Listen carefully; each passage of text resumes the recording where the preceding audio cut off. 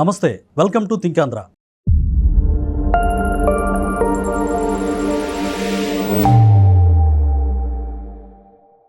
ప్రస్తుతం సమాజంలో రాజకీయంగా చూసుకుంటే కనుక ముఖ్యంగా మాజీ సీఎం పులివెందుల ఎమ్మెల్యే జగన్మోహన్ రెడ్డి గారు కులాలు, మతాలు, ప్రాంతాలు ముఖ్యంగా వీటితో రాజకీయం చేస్తూ ఉన్నారు. దీనికి సంబంధించి పూర్తి డీటెయిల్స్ మనతో అందించడానికి ప్రముఖ రాజకీయ విశ్లేషకులు అడుసుముల్లి శ్రీనివాసరావు గారు ఉన్నారు. వారిని అడిగి పూర్తి విషయాలు తెలుసుకుందాం. సార్ నమస్కారం. నమస్కారం అండి. సార్, ఎన్నడూ లేని విధంగా జగన్మోహన్ రెడ్డి గారు అసలు ఎలాంటి రాజకీయం చేయడం అంటే ఆయన కుట్రలకు అంతం లేదా, ఈ కులాలు మతాలు గొడవ ఏంది, అసలు రాజకీయంలో వీటి పాత్ర ఎంత ప్రమాదకంగా మారుతుందో అనేది ప్రజలందరూ కూడా చూస్తూ ఉన్నారు. వీటిపై మీ అభిప్రాయం ఏంటి? ఇప్పుడు రాజకీయంగా ఏదన్నా ఒక సిద్ధాంతంతో అన్యాయాన్ని మీద పోరాటంతో రాజకీయ పార్టీలు అధికారంలో రావటం, రాజకీయ పార్టీగా మనుగడ సాధించడం గతంలో చూసాం మనం. వీళ్ళకి సిద్ధాంతం లేదు, వీళ్ళకి రాద్ధాంతం అనేటువంటిది అభ్యాసం. పెత్తనం కావాలి, అధికారం కావాలి. ఇలాగా అడ్డదారులు అనమాట, షార్ట్ కట్. స్ట్రైట్గా ఫెయిర్ గేమ్ ఆడాలంటే ఆ రహదారిలో వెళ్ళాలంటే దూరం, కాళ్ళు ఆకొచ్చేత నడవలేరు, అడ్డదారిలో వెళ్ళాలి. దానికోసం చేసే ప్రయత్నాలు వాళ్ళ నాన్న ఉన్నప్పటి నుంచి ఇది అలవాటాలు. వాళ్ళ నాన్న ఉన్న పార్టీ అప్పట్లో రాజకీయ యవనికం మీదకు దూసుకొచ్చిన తెలుగుదేశం పార్టీ ఎన్టీ రామారావు గారిని ఎలా ఎదుర్కోవాలో తెలియక కులం కార్డు, కులం అస్త్రం తీశారు. అంటే వాళ్ళ నాన్నగారు దీనికి నాంది పలికారు. అప్పుడు అంతకుముందు కూడా ఉంది. రామారావు గారు పార్టీ పెట్టిన తర్వాత డైరెక్ట్ అయ్యారు అంతే. ఓకే. అప్పుడు దాన్ని జనం ఎవరు లెక్క చేయలేదు 83, 85 ఎన్నికల్లో.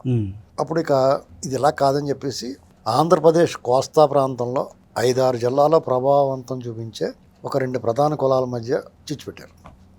అది రంగా గారు హత్య రూపంలో అది అడచేయించారు. రంగా గారు చనిపోతే ఎవరికి బెనిఫిట్? అంటే అది రాజశేఖర రెడ్డి గారే. ఖచ్చితంగా అనుమానమే ఉంది అందులో. ఏంటి సార్ దానికి బేస్ ఏంటి? మీకు అలా కాదు, రంగా గారు చనిపోతే ఎవరికి బెనిఫిట్?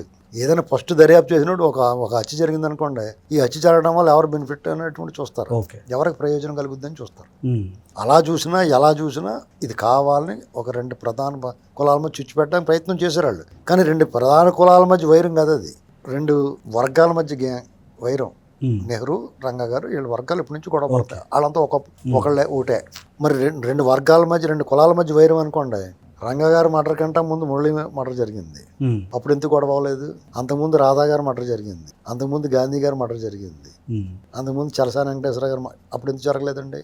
ఇది రంగా గారు మర్డర్ జరిగినప్పటికీ ఇదంతా ఫ్యాబ్రికేటెడ్, ఉద్దేశపూర్వకంగా దాన్ని ముందే పురమాయించిన వ్యవహారం అదంతా. అంటే నెహ్రూ గారు కమ్మ కావడం వల్ల ఆ నెప్ప నెట్టారంటారా? వాళ్ళ మధ్య వైరం ఉంది. అతని పాత్ర ఉందో లేదో నేను నిర్ధారించను, ఉండే ఉంటుంది ఏంటండి. మరి అతని తర్వాత ఎవరి పక్కన చేరాడు? రాజశేఖర రెడ్డి పక్కన చేరాడు కదా. అవును, కాంగ్రెస్ పార్టీ అంత స్పష్టంగా తెలుస్తున్నాయి కాబట్టి అక్కడ 2 కులాల మధ్య వైరం రాలేదు. కరెక్ట్. వీళ్ళ తరం కాదు పెడతాం. ఎందుకంటే కమ్మ కాపు సఖ్యత, ఐక్యత అనేటువంటిది వీళ్ళు కలిపితే కలిసి రకం కాదు, వీళ్ళు విడదీస్తే ఇడిపోయే రకం కాదు.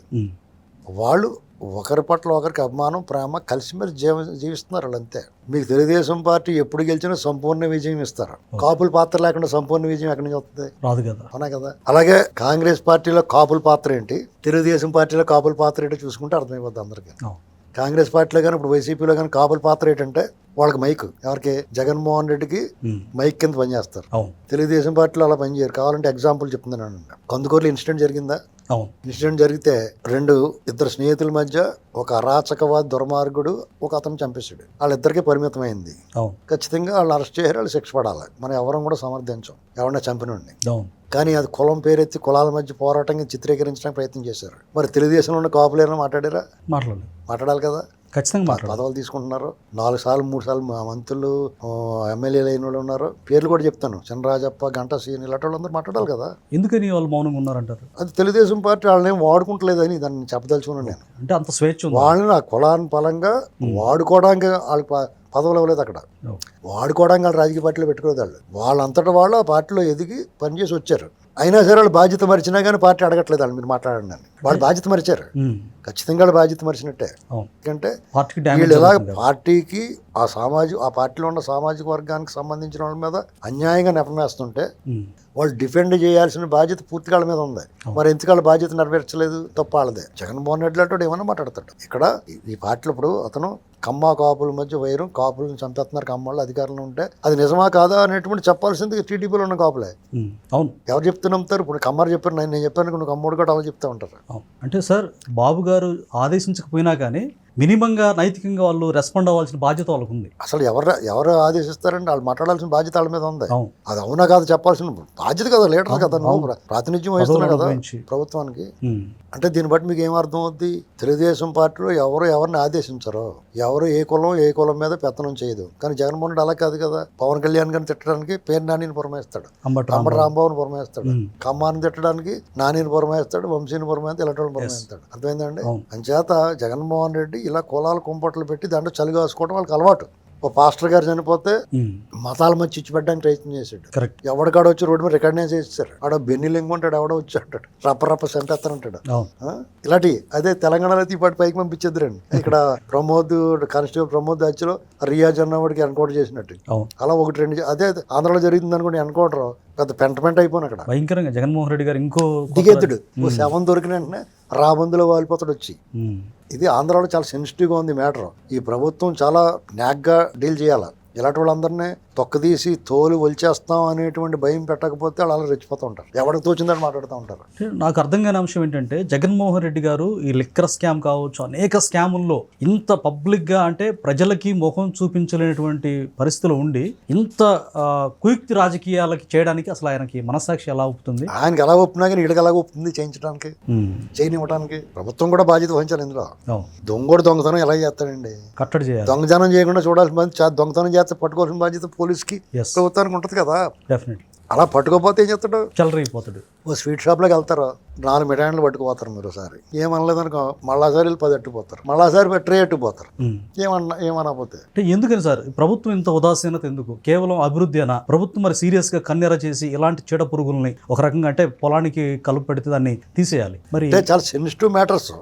సపోజ్ ఏ కులపోడిని వేస్తా కులపోళ్ళు వచ్చేస్తారు.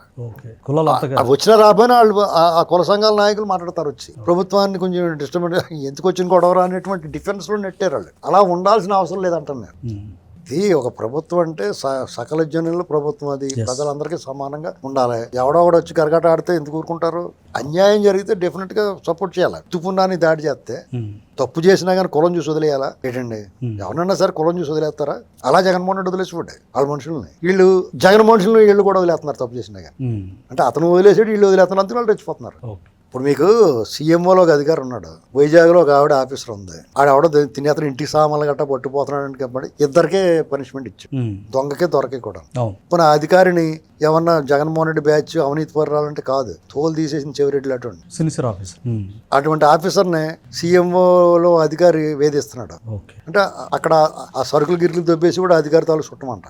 అంటే ఎక్కడ పోతున్నాం మనం? మరి ఆ అమ్మాయి కమ్మారు కమ్మ సంఘాలు ఏమన్నా మాట్లాడుతున్నారు వచ్చి? ఎవరు మాట్లాడలేదు కదా. నేను మాట్లాడుతున్నాను, ఫస్ట్ మాట్లాడతాను ఖచ్చితంగా న్యాయం వైపు. ఎందుకంటే న్యాయం కదా, అధికారం నిలదీస్తాం, రేపు మాపు వెళ్తాం. ఎందుకంటే అసలు ఎంత దారుణమైన పరిస్థితి ఇది. మేము ఆవిడ కులం చూసి కాదు, కులం చూసి అయితే వనజాక్షి విషయంలో మేము తీవ్రంగా వ్యతిరేకించాం. ఇక్కడ ఇలాంటివన్నీ వాళ్ళు చేసి మేము కులం పేరు చెప్పుకుని రావాలంటే ఆలోచించే పరిస్థితి వచ్చింది. ఎవరికన్నా మాట్లాడాలంటే కులం చూసి వస్తున్నారు వీళ్ళు అంటారని. కానీ అక్కడ అన్యాయం జరిగింది. ఎవరికి అన్యాయం జరిగింది? నాకు ఇవాళ పొద్దున్న ఒక శర్మ గారిని విజయవాడ నుంచి ఫోన్ చేశాడు ఒక ఆయన.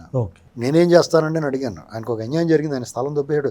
ఆడు విజయవాడలో ఉన్నాడు కదండి, ఒక లాయర్ ఉంటాడు కదా, గౌతమ్ రెడ్డి. అందులో బిల్డింగ్ కట్టేసాడంట. అతను ఎవడో ఏం చేయలేకపోతున్నాడు. అతను రంగా గారిని తిట్టినా గానీ అతను ఏం చేయలేకపోతున్నారు. అతను రంగా గారిని ఇష్టపడి మాట్లాడు.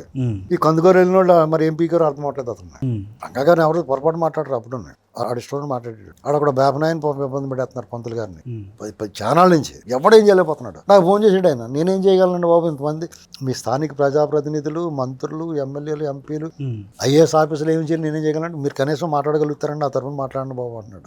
అంతే కదా మనం చేయగలిగింది. ఎవడన్నా అన్యాయం జరుగుతుందంటే కులం కోణంలో చూడొద్దని చెప్తున్నాను నేను. చూసినా పర్లేదు, ఐ డోంట్ కేర్.